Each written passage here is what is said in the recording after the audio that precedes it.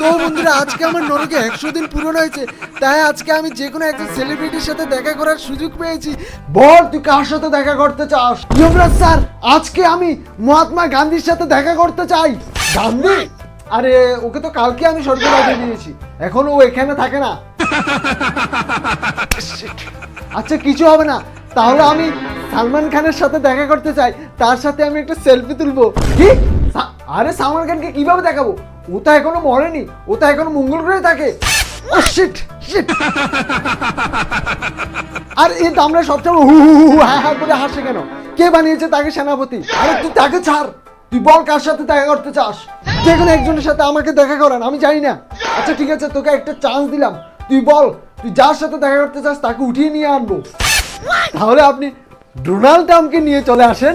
হ্যাঁ, Donald Trump? আর তাকে আমি আনতে পারবো না, ও তো আমেরিকায় থাকে আর আমার কাছে পাসপোর্টও নেই।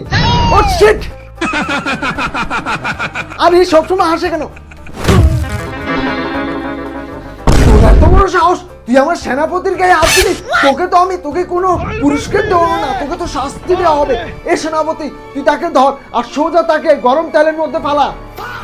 তো বন্ধুরা, এরপর কি হয়েছে দেখতে চাইলে অবশ্যই কমেন্টে পার্ট 2 লিখে যাবে।